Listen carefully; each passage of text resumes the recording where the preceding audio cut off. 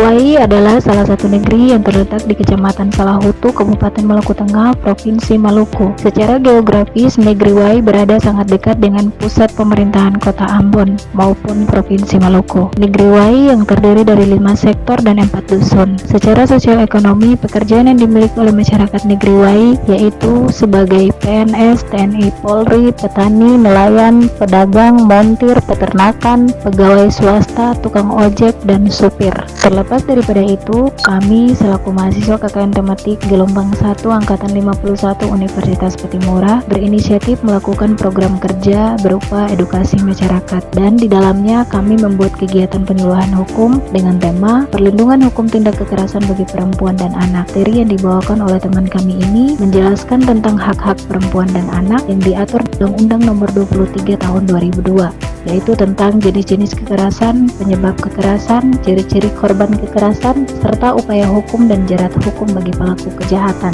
Tujuan dari kegiatan yang kami lakukan ini adalah untuk mewujudkan kesadaran hukum bagi masyarakat yang lebih baik, sehingga setiap anggota masyarakat menyadari dan menghayati hak dan kewajibannya sebagai warga negara, dan mewujudkan budaya hukum dalam sikap dan perilaku yang sadar, patuh, dan taat terhadap hukum, serta menghormati hak asasi manusia, dalam hal ini terkait perlindungan terhadap perempuan dan anak. Keikutsertaan masyarakat negeri Wai terlihat ketika beberapa pemuda memberikan pertanyaan terkait materi yang disampaikan. Pertanyaan yang pertama, mengapa kekerasan seringkali dilakukan oleh laki-laki? Pertanyaan ini kemudian dijawab oleh pemateri. Budaya patriarki menempatkan laki-laki dalam posisi superior, mendorong mereka merasa berhak melakukan kekerasan. Pertanyaan yang kedua, bagaimana cara mengatasi anak yang trauma akan kekerasan? Penjelasan terkait pertanyaan kedua, mengatasi trauma pada anak akibat kekerasan memerlukan pendekatan yang sensitif dan penuh perhatian.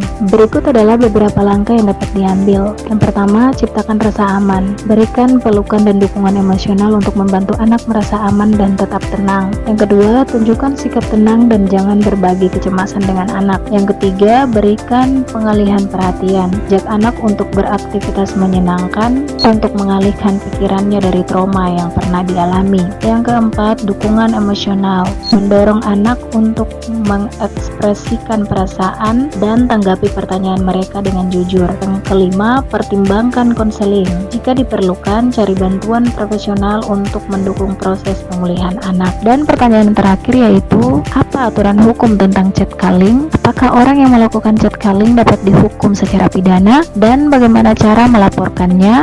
Materi menjelaskan, catcalling di Indonesia dianggap sebagai bentuk pelecehan seksual dan dapat dikenakan sanksi pidana berdasarkan Undang-Undang Nomor 12 Tahun 2022 tentang tindak pidana kekerasan seksual. Pelaku catcalling dapat dihukum dengan pidana maksimal 9 bulan atau denda hingga 10 juta rupiah. Untuk melaporkan catcalling, korban perlu mengumpulkan bukti seperti rekaman audio atau rekaman video dan mengunjungi pihak kepolisian setempat untuk membuat laporan resmi. Proses hukum akan berlanjut setelah laporan diterima. Dari pertanyaan serta jawaban yang disampaikan oleh penanya dan pemateri, maka berakhirlah kegiatan pertama dengan tema perlindungan hukum tindak kekerasan bagi perempuan dan anak, dan atas nama KKN Tematik Gelombang 1 Angkatan 51 Universitas Patimura, kami mengucapkan terima kasih bagi Bapak Raja serta perangkat desa dan seluruh masyarakat negeri Wai atas partisipasinya dalam kegiatan yang kami lakukan. Semoga kegiatan ini dapat memberikan dampak positif bagi seluruh warga masyarakat yang ada di negeri Wai.